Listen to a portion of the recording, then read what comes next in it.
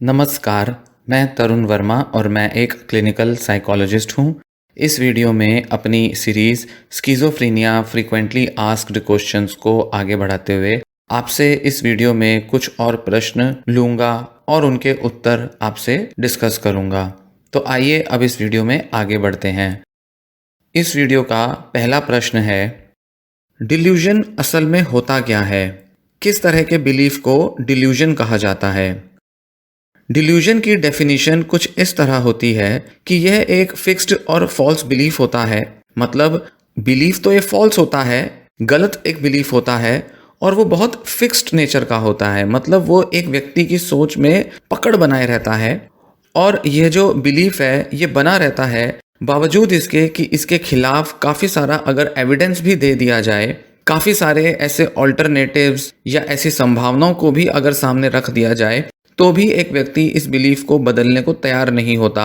False belief है और साथ ही वह व्यक्ति उसे बदल भी नहीं रहा है। मतलब उसे ये समझ ही नहीं आ रहा है कि उसके बिलीफ फॉल्स हैं और उसे इन्हें बदलना चाहिए। तो इस तरह की जब मनस्थिति हो जाती है, इस तरह का जब एक बिलीफ होता है, तो उसे डिल्यूजन कहा जाएगा।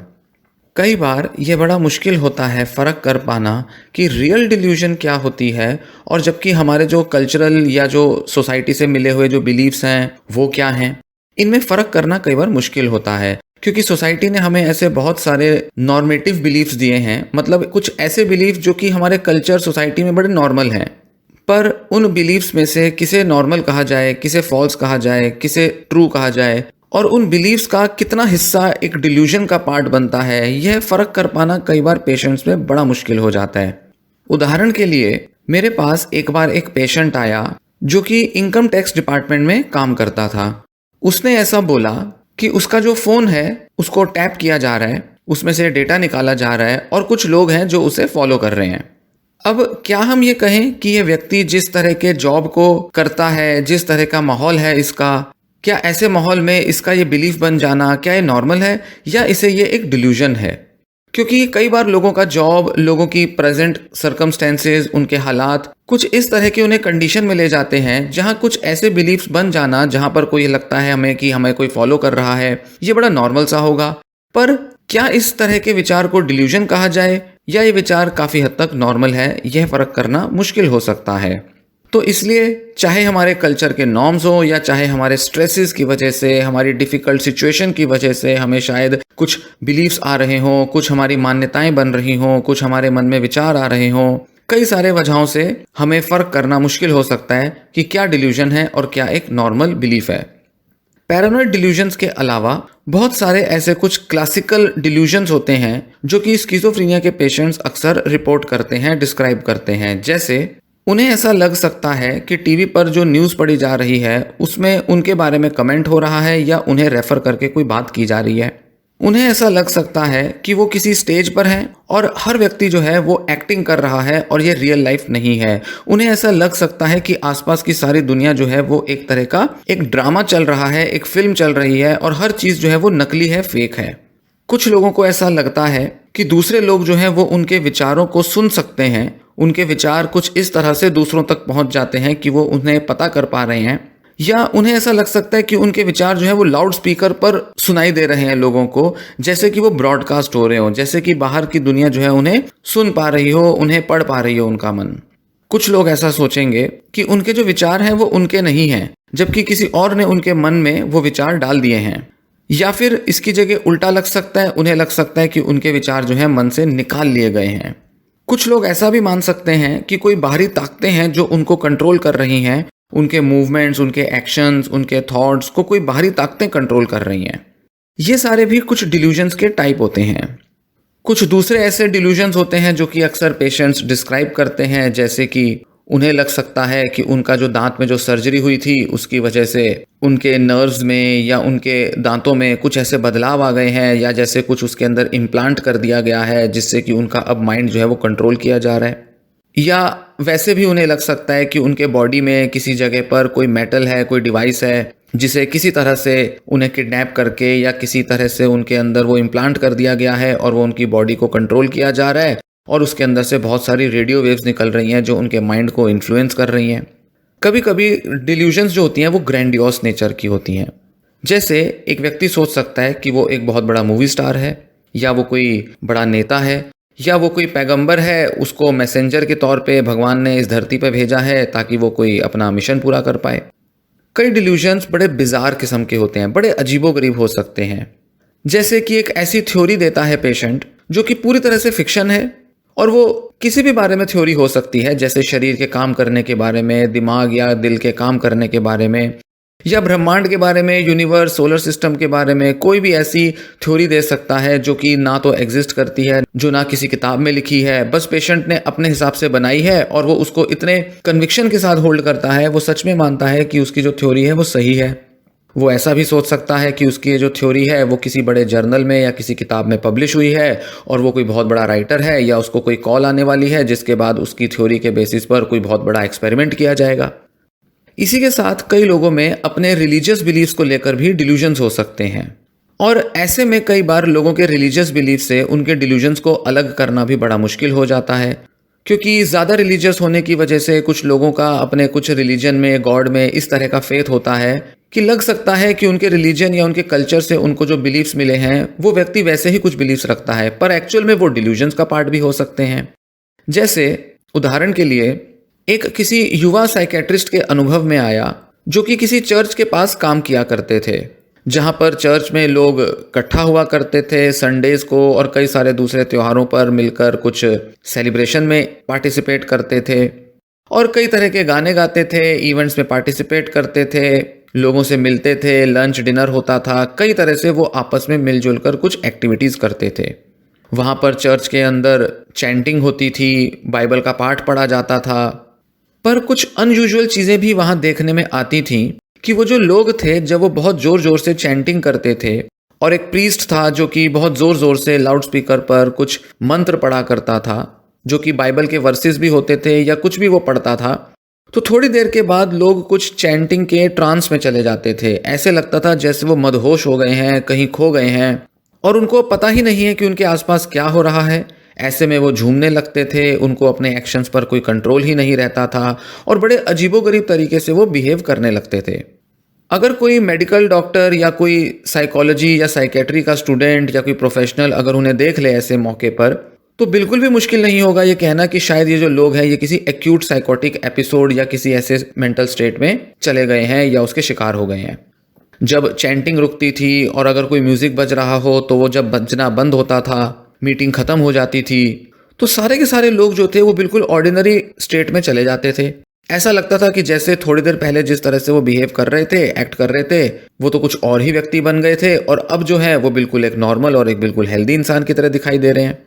तो इस तरह के जो रिलीजियस बिलीफ्स होते हैं, लोगों के अंदर आने वाले चेंज होते हैं, और वो इन बिलीफ से बहुत ज़्यादा प्री ऑक्यूपाइड रहते हैं। कई लोग इस तरह के अजीबोगरीब डिसोसिएटिव से या कुछ बड़े मदहोश करने वाले अनुभव कर सकते हैं, और ऐसे बिलीफ्स रखना उस केस में बड़ा नॉर्मल होगा, क्योंकि कुछ देर के बाद लोग अपने नॉर्मल मेंटल स्टेट में आ जाते हैं। तो उस केस में हम नहीं कहेंगे कि उनका वो जो अजीबोगरीब बिहेवियर था वो कोई साइकोटिक डिसऑर्डर था या वो उनका डिल्यूजन था। पर जब इसी तरह के रिलीजियस बिलीफ्स और उनसे बहुत ज़्यादा प्रीऑक्यूपाइड रहने से लोगों की day to day social life में, उनकी डेली एक्टिविटीज़ में प्रॉब्लम आने लगती है, इंटरफेरेंस होने लगती है, और उनकी ऑक्यूपेशनल, एजुकेशनल जो अचीवमेंट्स हैं, एडजस्टमेंट्स हैं लोगों के साथ, वो जब अफेक्ट होने लगती हैं, तब हम कहेंगे कि ये जो बिलीफ्स हैं अब ये किसी डिसऑर्डर के सिम्टम बन चुके हैं। तब ये बिलीफ्स डिल्यूजन कहे जाएंगे। इस तरह से हम देख सकते हैं कि बहुत सारे जो सिम्टम्स होते हैं मेंटल इलनेस के, जैसे कि डिल्यूजन हो गया, वो किसी तरह के कॉन्टिन्यूम पे लाई करते हैं। ऐसे लगता है कि किसी एक एक्सट्रीम पर तो इस तरह के बिलीफ्स बिल्कुल नॉर्मल कहे जाएंगे, तो वहीं दूसरे एक्सट्रीम पर कुछ ऐसे मेंटल स्टेट के अंदर जहां पर एक पर्सन का खुद पर कंट्रोल नहीं है और वो डे टू डे लाइफ से डिस्कनेक्ट हो गया है, तो उस कंडीशन में उस एक्सट्रीम पर जाकर इन बिलीफ्स को हम एबनॉर्मल कहेंगे, और तब इनको एक सिम्टम के तौर पर देखा जाएगा। तो एक ही बिलीफ एक एक्सट्रीम पर होने से नॉर्मल कहा जाएगा, दूसरे एक्सट्रीम पर होने से एबनॉर्मल कहा जाएगा। जब वो नॉर्मल कहे जाएंगे तो सोसाइटी भी उसके साथ राजी हो जाएगी, लोग भी कहेंगे कि हाँ, हमें भी ऐसा अनुभव होता है, तुम जो कह रहे हो, कर रहे हो, वो हमारे साथ भी होता है। पर वहीं दूसरी एक्सट्रीम पर जब एक व्यक्ति बहुत ज़्यादा उन बिलीफ्स में कन्विंस हो जाएगा, जो कि आसपास के लोग भी नहीं देख पा रहे, समझ पा रहे, तो उसी बिलीफ को एबनॉर्मल कहा जाएगा। तो एक एक्सट्रीम पर जब सोसाइटी के बाकी लोग भी वैसा बिलीफ फॉलो करते हैं, बिहेवियर में उनके भी चेंज आते हैं, तो हम उनको एबनॉर्मल नहीं कहेंगे और साइकेट्रिस्ट भी उनको कोई डायग्नोसिस नहीं देगा। तो वहीं दूसरी एक्सट्रीम पर जब एक व्यक्ति के अंदर इस तरह के बदलाव से केवल उसी की लाइफ प्रभावित होगी, आसपास के लोगों की लाइफ बिल्कुल नॉर्मल है, वो समझ ही नहीं पा रहे हैं इसके साथ क्या हो रहा है, तब एक साइकेट्रिस्ट उसे एबनॉर्मल कंडीशन के तौर पे देखेगा और उसे डिल्यूजन का नाम देगा। कई बार फैमिली मेंबर्स को मुश्किल होता है ये समझ पाना जब साइकेट्रिस्ट उनके किसी पेशेंट को स्किज़ोफ्रेनिया का डायग्नोसिस देते हैं, क्योंकि पेशेंट के डिल्यूजन्स और उनके जो बिलीव्स हैं वो उनको बड़े नॉर्मल लग सकते हैं। उनको लग सकता है कि ये तो बेवजह स्किज़ोफ्रेनिया का डायग्नोसिस मिला है, पेशेंट के साथ तो ऐसा कुछ हो ही नहीं रहा है। हालांकि किसी किसी केस में स्किज़ोफ्रेनिया का डायग्नोसिस कंट्रोवर्शियल हो सकता है, डिबेटेबल हो सकता है, पर जब भी कोई पेशेंट किसी clinical psychologist, mental health practitioner या साइकेट्रिस्ट के पास आता है पहली बार, तो डॉक्टर जो है वो उसके कल्चरल एनवायरनमेंट को बड़े ध्यान से नोटिस करता है, उसको डिटेल में जानने की कोशिश करता है और देखता है कि पेशेंट का जो आसपास का जो परिवेश है, कंटेक्स्ट है, वो कैसा है जिसके बेसिस पर उसको डायग्नोसिस दिया जाएगा। तो डॉक्टर जो है वो सिर्फ किसी डिल्यूजनल बिलीफ को सुनकर, उसको देखकर केवल किसी को स्किज़ोफ्रेनिया का डायग्नोसिस नहीं देता। पूरे लाइफ की कंडीशन को, अपने सर्कमस्टेंसेस को, पेशेंट के इर्द गिर्द किस तरह के लोग हैं, वो क्या सोचते हैं, क्या उनकी मान्यताएं हैं, सबको ध्यान में रखकर ही डॉक्टर जो है किसी पेशेंट को डायग्नोसिस देता है। हालांकि इसमें कई बार डॉक्टरों से चूक हो सकती है। हो सकता है कि कई बार किसी पेशेंट को डिल्यूजन का डायग्नोसिस दिया हो पर उसको डिल्यूजन तो हो ना, और किसी किसी केस में डायग्नोसिस ना दिया हो पर पता चले कि पेशेंट को तो स्किज़ोफ्रेनिया था, उसे तो डिल्यूजन थी। तो ऐसे चूकें भी हो सकती हैं। जब हम मेंटल हेल्थ के मामले में डिल्यूजन्स की बात करते हैं तो अक्सर हम उन्हीं बिलीफ्स की बात करते हैं जिसमें कि एक व्यक्ति का जो सोच है, बिलीफ है, उसकी मान्यता है, वो उसके कल्चर, एनवायरनमेंट और सोसाइटी से बिल्कुल हटके उसके अंदर एग्जिस्ट करती है। ऐसी मान्यता जिसको कि केवल वही होल्ड करता है, वही उसमें बिलीव करता है, जबकि आसपास के लोग उस पर यकीन कर ही नहीं पाते। बहुत एक्सट्रीम व्यूज़ या बहुत एक्सट्रीम उसकी धारणाएं होती हैं, उससे एक इंडिविजुअल का जो लाइफ है वो इफेक्ट हो जाता है। इनफैक्ट कई सारे डिल्यूजन्स तो ऐसे भी देखे गए हैं जिसमें हम कह सकते हैं कि किसी भी टाइप के कल्चर या सोसाइटी या किसी भी एथनिक ग्रुप को वो बिलीफ्स बिलोंग ही नहीं करते और पेशेंट जो है वो एक अलग ही टाइप का एक बिलीफ सिस्टम अपने पास रखता है जिसको कि देखकर क्लियरली कहा जा सकता है कि वो डिल्यूजन ही है। क्योंकि अलग अलग कल्चर्स में कुछ मान्यताएं अलग हो सकती हैं, पर डिल्यूजन का नेचर जब डॉक्टर के सामने प्रेजेंट होता है तो कई बार डॉक्टर बड़े आसानी से बता सकता है कि ये नॉर्मल बिलीफ ना होकर डिल्यूजन है। तो हम पेशेंट की कंडीशन के हिसाब से, उसकी लाइफ कितनी इफेक्ट हो रही है अपने बिलीफ्स से, उसी के बेसिस पर डिल्यूजन का डायग्नोसिस देंगे। जबकि हम ये नहीं कह सकते कि बिलीफ्स के नेचर में कुछ ऐसा होना चाहिए जिसके बेसिस पर उनको साइंटिफिक कहा जाए या उनको ऑब्जेक्टिव कहा जाए। बिलीफ्स बहुत ही पर्सनल होते हैं, बहुत ही सब्जेक्टिव होते हैं। एक व्यक्ति अपने बिलीफ्स किस तरह से बनाता है, किस तरह की उसने दुनिया जहान से इंफॉर्मेशन ली है, किस तरह की चीज़ों में वो मानता है, उसके बेसिस पर उसके बिलीफ्स बन गए हैं।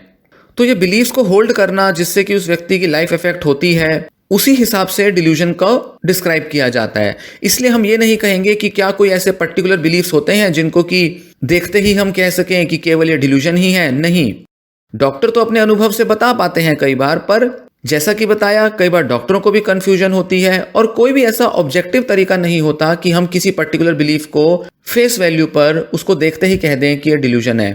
इसलिए पूरा थॉरो, डिटेल्ड केस स्टडी करके, केस एनालिसिस करके तभी डॉक्टर जो है वो इस निष्कर्ष पर पहुंचते हैं कि पेशेंट के जो बिलीफ्स हैं वो एक्चुअल में डिल्यूजन्स हैं। इसीलिए कहने को हम फिलोसॉफिकल लेवल पर डिबेट कर सकते हैं। एक व्यक्ति किसी भी तरह से बहस कर सकता है कि क्यों उसका जो बिलीफ है वो सही है या वो जो उसे मानना चाहता है वो काफ़ी हद तक सही हो सकता है। पर डॉक्टर की नज़र में जब ये बिलीफ्स देखने में आते हैं, ऑब्जर्व होते हैं और वो जब पेशेंट की पूरी कंडीशन को देखते हैं तो बहुत कन्विक्शन के साथ वो कह पाते हैं कि पेशेंट का ये जो बिलीफ है ये एक्चुअल में एक डिल्यूजन है। इस वीडियो का दूसरा प्रश्न, पॉजिटिव और नेगेटिव सिम्टम्स का क्या मतलब होता है? पॉजिटिव सिम्टम्स वो होते हैं जिनकी वजह से कुछ एक्स्ट्रा एक्टिविटी होती है, मतलब कुछ पॉजिटिव, मतलब कुछ एक्स्ट्रा ऐड हो जाता है। इस पॉजिटिव और नेगेटिव को हम इस तरह से देखेंगे जैसे कि मान लीजिए एक नंबर लाइन है। नंबर लाइन मतलब जैसे 0, 1, 2, 3, 4 एक लाइन के ऊपर नंबर लिखे हैं और 0 से बाएं तरफ -1, -2, -3 भी लिखा है। तो 0 के एक तरफ प्लस नंबर लिखे हैं, एक तरफ माइनस के नंबर लिखे हैं। तो प्लस का मतलब होता है कुछ एक्स्ट्रा हो जाना और माइनस का मतलब होता है कुछ घट जाना।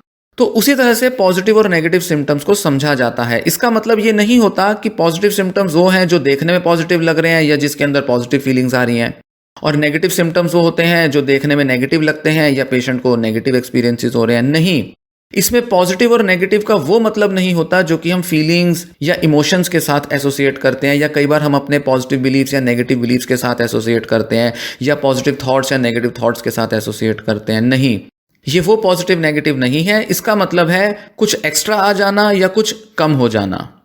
तो पेशेंट के अंदर जब कुछ एक्स्ट्रा सिम्टम्स या एक्स्ट्रा बिहेवियर्स आने लगते हैं जो कि नॉर्मली लोगों में नहीं पाए जाते, जो कि बीमारी से पहले उस व्यक्ति में नहीं थे, उन्हें पॉजिटिव सिम्टम कहा जाएगा।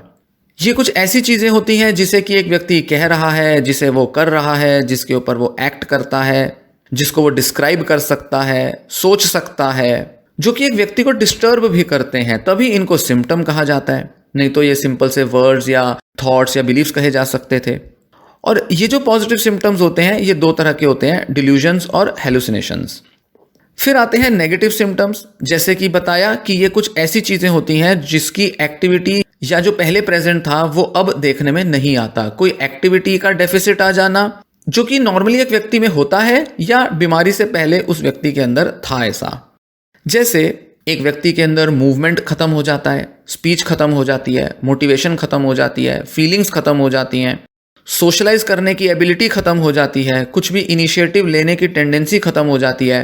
तो ये सारी चीजें जो पहले मौजूद थी, मतलब साइकोलॉजिकल नेचर की थी, जो वो अब एब्सेंट हो गई या वो बहुत कम हो गई। तो जो कम हो गया, नेगेटिव साइड चला गया, उसे हम कहेंगे नेगेटिव सिम्टम।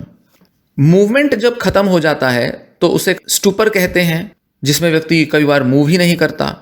इनिशिएटिव ना लेना, मोटिवेशन ना होना, इसे कहेंगे एवोल्यूशन। फिर स्पीच का खत्म हो जाना मतलब एलॉजिया। इमोशनल एक्सप्रेशन में कमी आ जाना जिसे कहेंगे ब्लंटिंग ऑफ अफेक्ट। प्लेजर ना फील होना, एनहेडोनिया। और सोशलाइजेशन में कमी हो जाना, एसोशियलिटी। ये कुछ नेगेटिव सिम्टम्स होते हैं जो कि पेशेंट्स में पाए जाते हैं जिन्हें स्किज़ोफ्रेनिया होता है। पॉजिटिव सिम्टम्स अक्सर फ्लक्चुएट करते रहते हैं और जितनी भी दवाइयां हैं उन पर ये अच्छा रिस्पॉन्स देते हैं। मतलब दवाइयों की मदद से इन सिम्टम्स को दूर करना आसान होता है, जबकि नेगेटिव सिम्टम्स को दवाइयों से दूर करना बहुत ही मुश्किल होता है। इनफैक्ट करीब करीब नामुमकिन ही होता है। नेगेटिव सिम्टम्स इस तरह स्टेबल बने रहते हैं, जबकि पॉजिटिव सिम्टम्स आते जाते रहते हैं, जो कि एक पेशेंट की कंडीशन और उसके स्ट्रेसफुल लाइफ सर्कमस्टेंसेस और साथ ही उसके एपिसोड्स के हिसाब से अलग अलग देखने में आते हैं।